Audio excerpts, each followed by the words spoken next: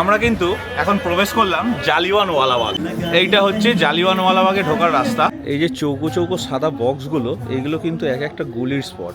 আমরা সবাই এখন চলে এসেছি গোল্ডেন টেম্পলের একদম সামনে। নমস্কার বন্ধুরা, কৌশিক দা এক্সপ্লোরার চ্যানেলে সবাইকে স্বাগত জানিয়ে আজ শুরু করছি আরেকটি নতুন ভিডিও। এই ভিডিও কলকাতা থেকে কাশ্মীর ভ্রমণের। কাশ্মীর ভ্রমণের প্রথম দিন অর্থাৎ আজ আমরা যাব কলকাতা থেকে অমৃতসর। এটি ভারতের পাঞ্জাবে অবস্থিত। এখানকার মানুষের প্রধান ধর্ম হল শিখ ধর্ম। অমৃতসর শহরে প্রচুর গুরুদ্বারা আছে, তার মধ্যে অন্যতম হল স্বর্ণ মন্দির। এই স্বর্ণ মন্দির ছাড়াও আরও বিভিন্ন দর্শনীয় স্থান আছে এই অমৃতসরে। সমস্ত কিছু আমরা ঘুরব এবং আপনাদের সাথে শেয়ার করব, তাই ভিডিওটি সম্পূর্ণ দেখার অনুরোধ রইল। গুড মর্নিং বন্ধুরা, আর আমরা কিন্তু আবার হাজির হয়েছি তোমাদের সামনে একটা নতুন ভিডিও নিয়ে। সমস্ত কিছু জানাচ্ছি যে আমরা কোথায় যাচ্ছি, তার জন্য কিন্তু ভিডিওটা পুরো দেখতে হবে। আর ভিডিও ভালো লাগলে কিন্তু লাইক, শেয়ার, সাবস্ক্রাইবটা করবে। তবে আজকের যাত্রাপথে আমি আর মিষ্টি কিন্তু দুজনে নই, আমাদের সাথে যাচ্ছে কিন্তু আরও অনেকে। আমরা টোটাল একটা গ্রুপ যেতে চলেছি কাশ্মীর। আমরা এখন পার করছি নিবেদিতা সেতু, আর এই দূরে দেখা যাচ্ছে কিনা জানি না, খালি চোখে আমরা দেখতে পাচ্ছি দক্ষিণেশ্বরের মন্দির। এখন ঘড়িতে সময় হয়েছে সকাল 6:30, আর আমরা কিন্তু পৌঁছে গেলাম নেতাজি সুভাষচন্দ্র বোস ইন্টারন্যাশনাল এয়ারপোর্ট বা কলকাতা এয়ারপোর্ট। আমরা কিন্তু পৌঁছে গিয়েছি এয়ারপোর্টে, আর আমাদের সাথে আজকে যারা যারা যাওয়ার কথা ছিল সবাই কিন্তু এসে হাজির হয়ে গেছে। আমরাই লেট। এদিক থেকে তোমাদের দেখাই, এই যে আমাদের বৌদি, ঋষিদার ওয়াইফ, একে তো চেনো সবাই। এই যে ঋষিদা আমাদের সাথে আজকে যাচ্ছে, আর এই একজন, একেও তোমরা আমার ভিডিওয়ে আগে দেখেছো, মাম্পি। আর আমার ভাইপো এই যে সন্তু। তো ঘড়িতে টাইম মোটামুটি 6:30 হয়ে গেছে। ভেতরে যাই, তারপর কথা হচ্ছে তোমাদের সাথে। আমরা কিন্তু এয়ারপোর্টের মধ্যে এন্ট্রি করে গেলাম, এরপর আমাদের বোর্ডিং করাতে হবে। ঘড়িতে কিন্তু এখন টাইম হয়েছে সকাল 7:30, আর আমাদের হাতে কিন্তু আমাদের বোর্ডিং পাস চলে এসেছে।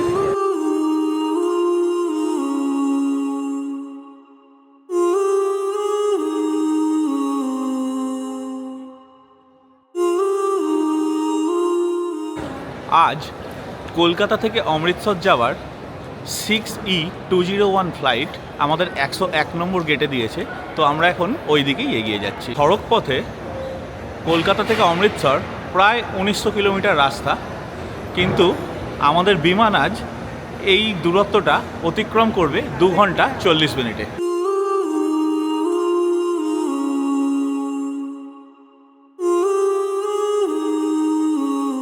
এখন ঘড়িতে কিন্তু টাইম হয়েছে 9:15, আর আমরা কিন্তু এয়ারপোর্ট থেকে চলে এসেছি আমাদের আজকের দিনের যাত্রা করার যে ফ্লাইট তার সামনে। এরপর ফ্লাইটে ঢুকছি। জানি না আওয়াজ কতটা আসছে, কিন্তু প্রচণ্ড আওয়াজ। তো চলো ভেতরে।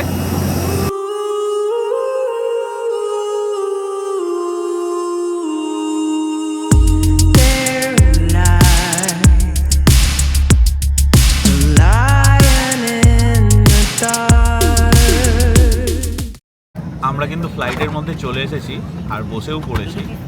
আমাদের দুটো উইন্ডো সাইড, আর বাকিগুলো কিন্তু নর্মাল সিট রয়েছে। এই যে আমার সাথে বসে রয়েছে মিষ্টি, আর এদিকে রয়েছে কিন্তু ঋষিদার ওয়াইফ। আর আমাদের সামনে রয়েছে, দেখাচ্ছি যে আমাদের সামনে এখানে আছে ঋষিদা, সন্তু, আর এই যে মাম্পি। কেমন লাগছে? ভালো লাগছে।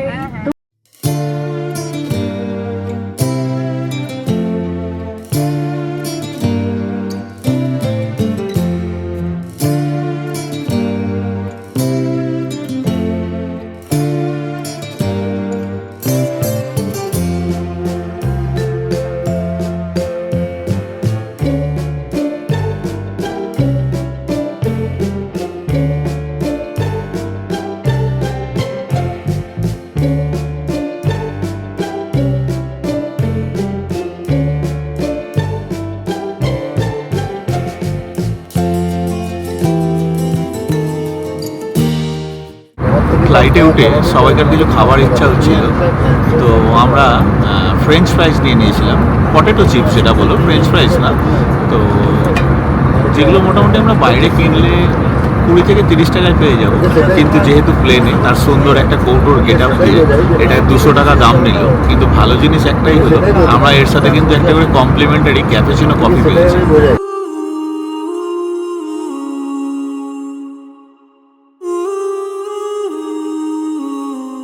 এখন ঘড়িতে টাইম হয়েছে কিন্তু পুরো 1টা, আর শ্রী গুরু রামদাসজি ইন্টারন্যাশনাল এয়ারপোর্টে আমরা আমাদের লাগেজ হাতে পেয়ে গিয়েছি। তো এখানে তোমাদের একটা কথা বলার আছে, সমস্ত কিছুই কিন্তু ইন্ডিগোর ভালো, কিন্তু প্রবলেম যেটা হচ্ছে লাগেজ কিন্তু এরা ঠিকঠাকভাবে ক্যারি করে না, যে কারণে কিন্তু আমার সাথে যে বন্ধু এসছে সন্তু, দুজনের লাগেজের কিন্তু অনেক ক্ষতি হয়ে গেছে। তো আমরা তো কমপ্লেন করলাম, নেক্সট টাইম তোমরা যারা এই ইন্ডিগোতে বা যে কোনো ফ্লাইটেই ট্রাভেল করবে, লাগেজগুলো কিন্তু একটু চেক করে নিও। এই দেখো আমার নতুন লাগেজ ব্যাগ, এখান থেকে পুরো চকলা উঠে বেরিয়ে গেছে, এতটাই ছুঁড়ে ছুঁড়ে ফেলেছে। সেটা আমরা দেখতে পাচ্ছিলাম, ওই জন্যই জানতে পারলাম।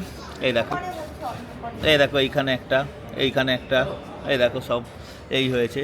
আর এদিকে সন্তুর ব্যাগেরও ক্ষতি হয়েছে, এই যে এইখানে এই পরিস্থিতি, পুরো ফুটো করে দিয়েছে ব্যাগটা, এখানটায় জামা কাপড় দেখা যাচ্ছে। আর এই যে এইদিকে আমরা ফ্লাইট থেকে নামার পর দেখছিলাম ব্যাগগুলো কীভাবে ছুঁড়ে ছুঁড়ে ফেলছে, তার পরিণতি এই। তো আমরা তো কমপ্লেন করেছি।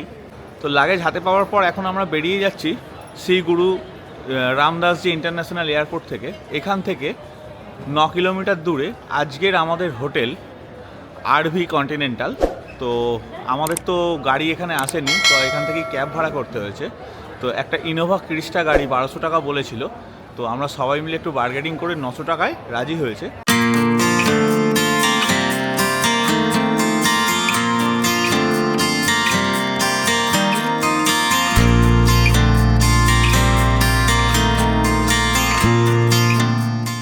এয়ারপোর্ট থেকে বেরিয়ে আমরা গাড়ি পেয়ে গিয়েছি।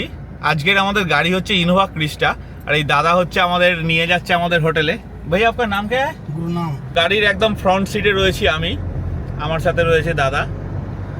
মাঝের সিটটা হচ্ছে একদম লেডি স্পেশাল, আর তার পিছনে কিন্তু আছে একদম ঋষিদা আর সন্তু। ঋষিদা বলছে আমরা দারোয়ান স্পেশাল।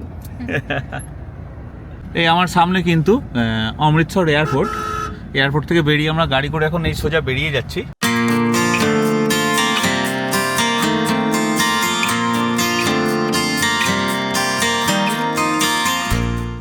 আমরা কিন্তু আজকে চলে এলাম আমাদের হোটেল আরভি কন্টিনেন্টাল, এই সামনেই আজকের আমাদের হোটেল আরভি কন্টিনেন্টাল। এই রিসেপশনটা এইরকম, এখানে কিন্তু খুব সুন্দর একটা গণেশজির মূর্তি আছে। আমাদের রুম পড়েছে কিন্তু ফার্স্ট ফ্লোরে, 103 আর 104 রুম পড়েছে সন্তুর আর আমার, আর ঋষিদার রুম পড়েছে কিন্তু তলায় গ্রাউন্ড ফ্লোরে। তো চলো যাই আর রুমগুলো দেখাই তোমাদের।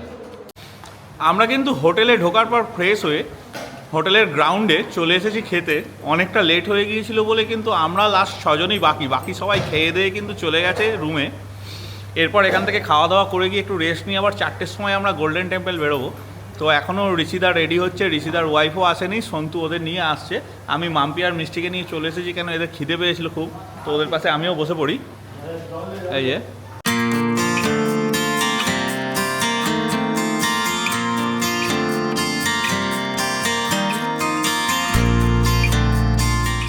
আজকের মেনুতে রয়েছে কিন্তু ভাত, ডাল, আলু পটলের তরকারি, ডিমের কারি, চাটনি, পাঁপড় ভাজা।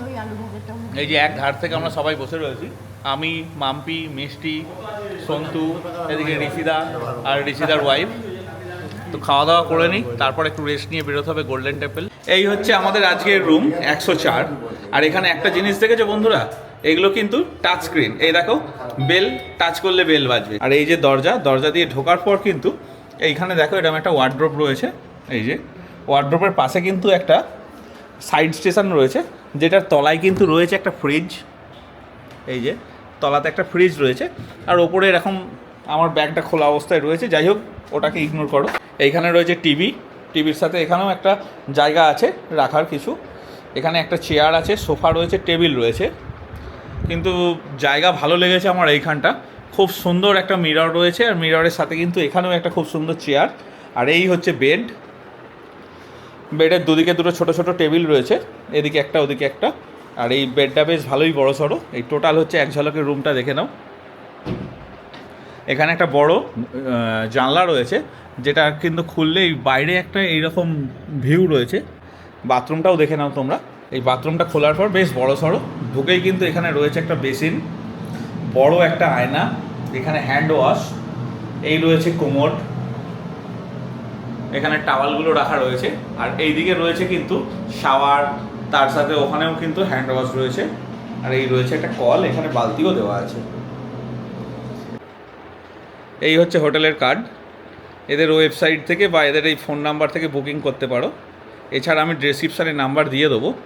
আর এই রুমের ট্যারিফগুলো বলে দিই। এই যে ডিলাক্স রুম আছে 1800, সুপার ডিলাক্স আছে 2000, লাক্সারি হচ্ছে 2500, আর আরভি সুইটস হচ্ছে 3000। এখন ঘড়িতে টাইম হয়েছে কিন্তু 4:10। আমাদের কথা ছিল 4টায় বেরোবার, কিন্তু বাঙালি একটু লেট হয়। তো এই আমরা এখন সবাই বেরোচ্ছি, যাব কিন্তু জালিয়ানওয়ালাবাগ আর গোল্ডেন টেম্পল দেখতে। তো বাইরে সবাই বেরিয়ে গেছে, আমাদের টোটাল অনেক বড় গ্রুপ।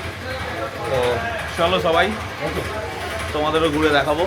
এই যে আমি, এই যে মিষ্টি, পিছনে আছে মাম্পি, আর এই সন্তু, ঋষিদা আসছে।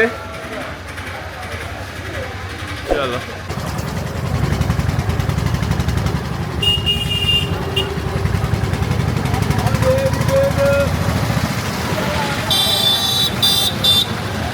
এখন আমরা লোকাল অটো করে যাচ্ছি কিন্তু গোল্ডেন টেম্পল।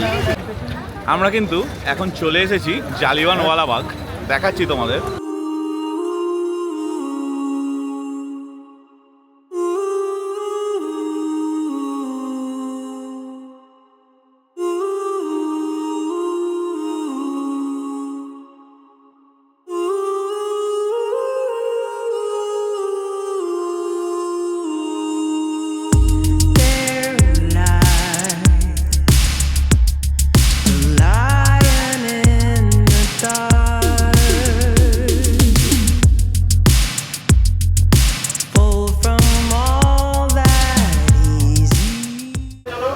আমরা কিন্তু এখন প্রবেশ করলাম জালিয়ানওয়ালাবাগ, দেখাচ্ছি তোমাদের।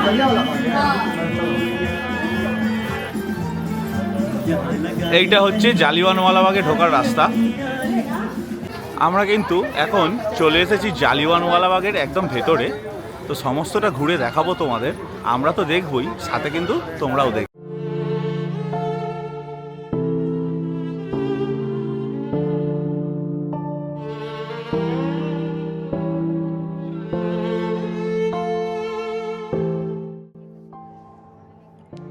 জালিয়ানওয়ালাবাগ হত্যাকাণ্ড ভারতীয় উপমহাদেশের ইতিহাসে অন্যতম কুখ্যাত গণহত্যা।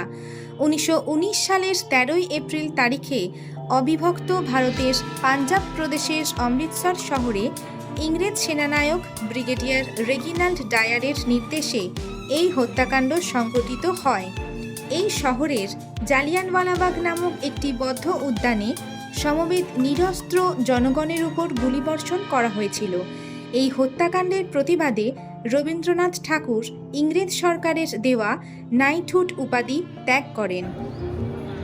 আমরা এখন যে জায়গাটায় যাচ্ছি, এই জায়গাটাকে বলে অমর জ্যোতি। এখানে কিন্তু এই আগুনটা বা এই প্রদীপটা কিন্তু সব সময় জ্বলতে থাকে।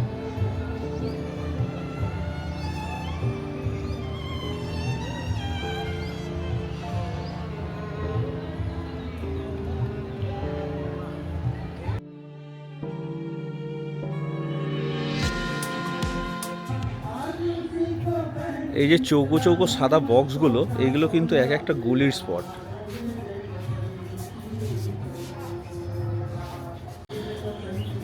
দেখো কত এখানে ফায়ারিং হয়েছিল, তার সমস্ত কিন্তু আজও এখানে রয়ে গেছে। এই যেগুলো সাদা সাদা চৌকো মার্ক করা রয়েছে, বক্স করা, এগুলো কিন্তু সব গুলির মার্ক।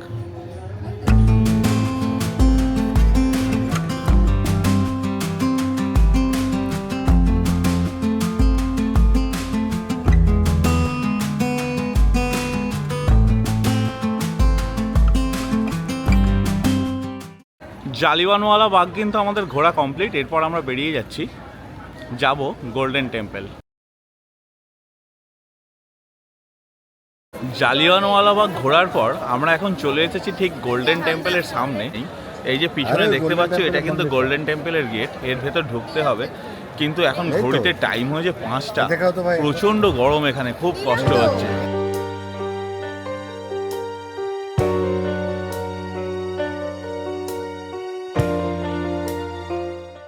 এত প্রচণ্ড গরম, তো সবাই এখন আমরা একটা কুলফি ব্রেক নিয়েছি। আর এখানের কুলফিগুলো কিন্তু সত্যি খুবই টেস্টি। আমরা সবাই এখন চলে এসেছি গোল্ডেন টেম্পলের একদম সামনে।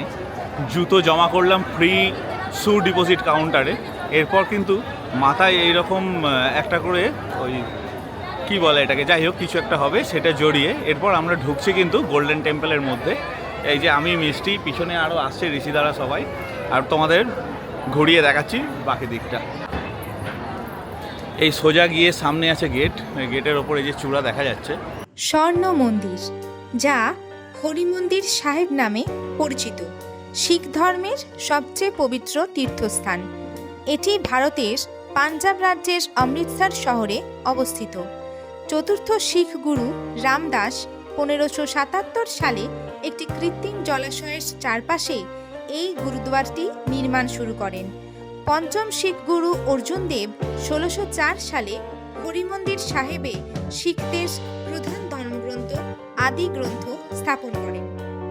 19বিংশ শতাব্দীতে মহারাজা রঞ্জিত সিং মন্দিরের উপরিভাগ প্রায় 162 কেজি খাঁটি 24 ক্যারেট সোনা দিয়ে মুড়ে দেন। এর ফলেই এর নাম হয় স্বর্ণ মন্দির। 1990-এর দশকে প্রায় 500 কেজি সোনা দিয়ে এটি পুনরায় আবৃত করা হয়। এটি শিখ ধর্মের প্রাণকেন্দ্র। শিখরা ওয়াহে গুরু অর্থাৎ এক ঈশ্বরের উপাসনায় বিশ্বাসী এবং স্বর্ণ মন্দির তাদের কাছে ঈশ্বরের সাক্ষাৎ প্রতীক। এখানে প্রতিদিন লক্ষ লক্ষ ভক্ত ও পর্যটকদের আগমন ঘটে। স্বর্ণ মন্দিরটি একটি আয়তকার সরোবরের মাঝে অবস্থিত। এই সরোবরের জলকে অমৃতের মতোই শুদ্ধ বলে মনে করা হয়, তাই শহরটির নামও অমৃতসর হয়েছে। গুড মর্নিং বন্ধুরা।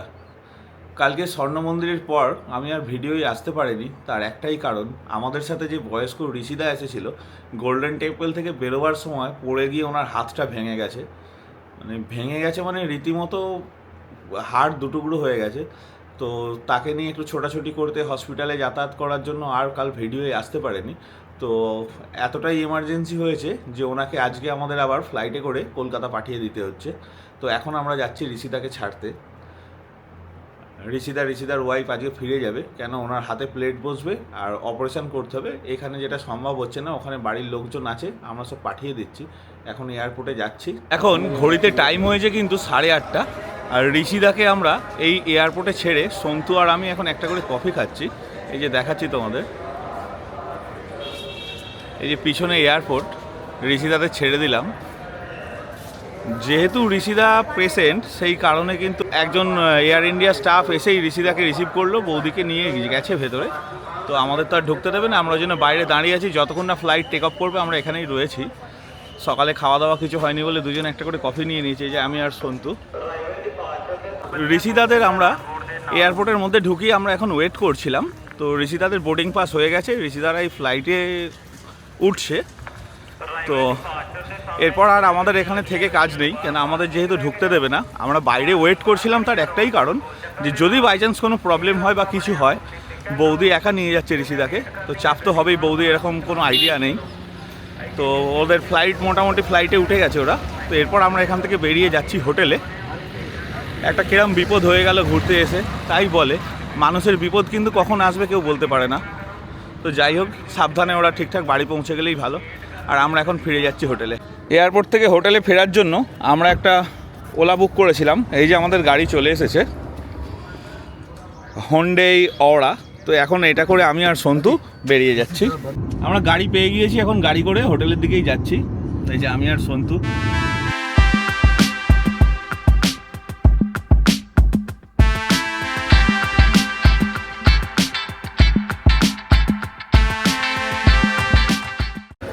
এখন ঘড়িতে টাইম হয়েছে কিন্তু 2:15।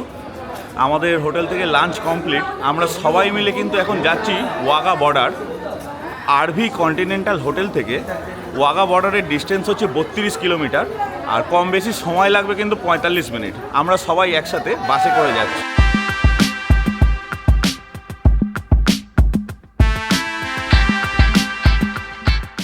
ওয়াঘা বর্ডার যাওয়ার জন্য বাস কিন্তু আমাদের রেডি।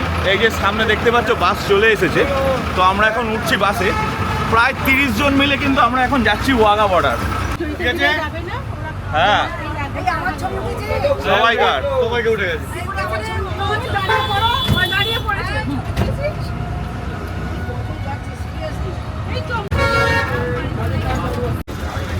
আমরা সবাই মিলে কিন্তু যাচ্ছি বাসে করে, কিন্তু এখান থেকে গাড়ি নিয়েও যাওয়া যাবে। যারা এখানে হোটেলে থাকবে হোটেল থেকে কিন্তু গাড়ি করে দেয়, সেই গাড়ি কিন্তু কম বেশি 4000 টাকার কাছাকাছি ভাড়া নেবে ওয়াঘা বর্ডার ঘুরিয়ে আনার জন্য।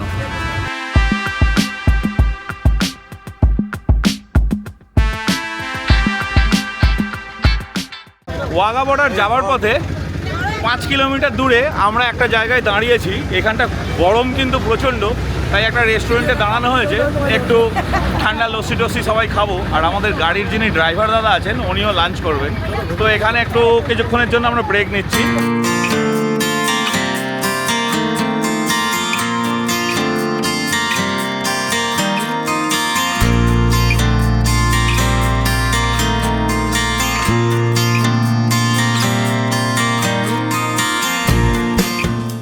প্রচণ্ড গরমে বাস থেকে নেমে কিন্তু আমরা একটা ধাবার মধ্যে চলে এসেছি। এসি চলছে, ভালোই লাগে। তার সাথে কিন্তু হাতে চলে এসেছে পাঞ্জাবের ফেমাস লস্যি। আপাতত খেয়ে দেখি কেমন, তারপর বলবো কেমন লাগছে।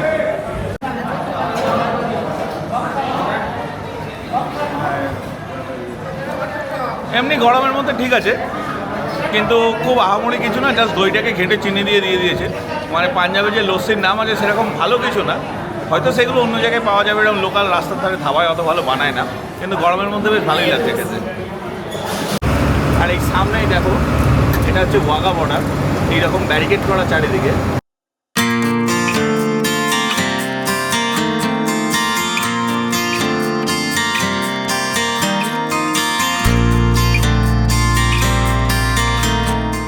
এখন ঘড়িতে সময় হয়েছে কিন্তু 3:45, আর আমরা কিন্তু সবাই মিলে এসে পৌঁছে গেছি ওয়াঘা বর্ডার। এখানে কিন্তু প্রচুর ভিড়, প্রচুর টুরিস্ট এসেছে এইখানে এই প্যারেডটা দেখার জন্য। এখানে পার্কিং রয়েছে, তলাতেও পার্কিং, দেখো ওপরেও পার্কিং। তো আমরা এখন চলে এসেছি একদম ওয়াঘা বর্ডারের সামনে। প্রচণ্ড রোদ্দুর, যে কারণে সব একটা করে টুপি কিনে নিয়েছি। আর এই সাইডটা দেখাচ্ছে এরকম গেট আছে। এখান থেকে এইভাবে ঢুকতে হবে। এই পিছনে সব লাইন আছে। এখানে কিন্তু আরেকটা জিনিস, লেডিস জেন্টস আলাদা। এই যে আমার পেছনে তপু, আমি, সন্তু সবাই রয়েছি। আর লেডিসরা কিন্তু এই সাইডে চলে গেছে। ভিড় কিন্তু ভালোই আছে এখানে।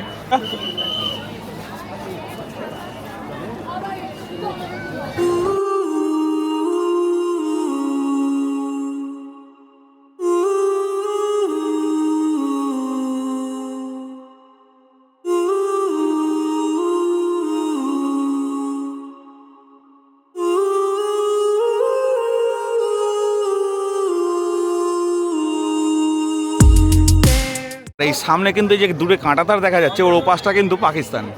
আমরা এখন রয়েছি ইন্ডিয়ার একদম শেষ প্রান্তে। আমরা সবাই কিন্তু চলে এসেছি ওয়াঘা বর্ডারে। এই যে সব লাইন দিয়ে বসে আছি, আমি, মিষ্টি, মাম্পি, সন্তু, তপু ওর বউ।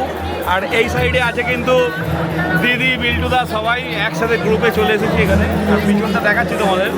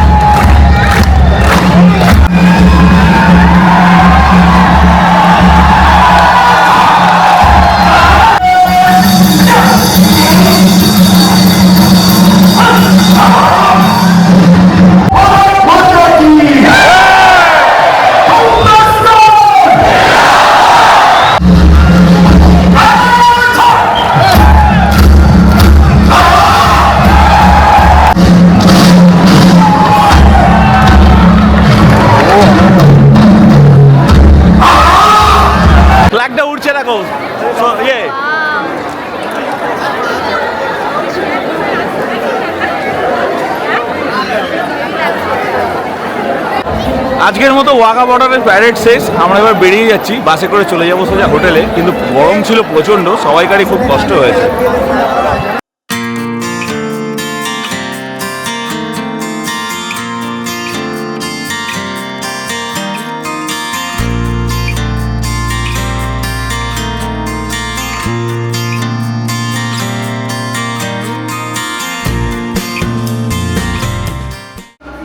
ওয়াঘা বর্ডার থেকে আমরা চলে এসেছিলাম, কিন্তু গরমে এত কষ্ট হয়েছে, আমরা একটু রেস্ট নিচ্ছিলাম এসে।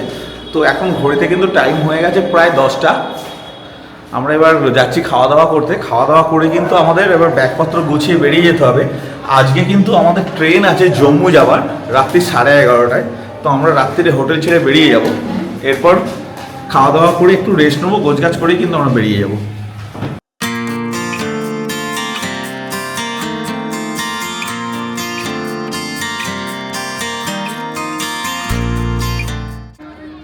ঘড়িতে এখন টাইম হয়েছে 11:30। আমরা হোটেল চেক আউট করে কিন্তু চলে এসেছি অমৃতসর স্টেশনে। আরও আমাদের যতজন সব আছে সবাই আসছে। সব থেকে প্রথম আমাদের অটোটাই চলে এসেছে। এখানে আছে কিন্তু তপুর বউ, আর এদিকে রয়েছে কিন্তু সন্তু, মাম্পি, আমি আর মিষ্টি। আমরা সব লাগেজ টাগেজ নিয়ে চলে এসেছি। আমাদের ট্রেন রয়েছে। আজকে আমরা অমৃতসর থেকে যাব কিন্তু জম্মু, সকাল 6:05 পৌঁছাবো আমরা। তারপর কিন্তু ওখান থেকে আমরা গাড়ি করে যাব শ্রীনগর। খাওয়া দাওয়া সব কমপ্লিট, এরপর আমরা ট্রেনে উঠবো। সবাই আসছে একসাথে, কিন্তু আমরা হই হই করতে করতে যাব। আজকের ভিডিওটা তাহলে এখানেই শেষ করছি। দেখা হচ্ছে আবার পরের ভিডিওয়। ততক্ষণ সবাই ভালো থাকো, সুস্থ থাকো, আর দেখতে থাকো কৌশিক দ্য এক্সপ্লোরার চ্যানেল। চলো টাটা, গুড নাইট।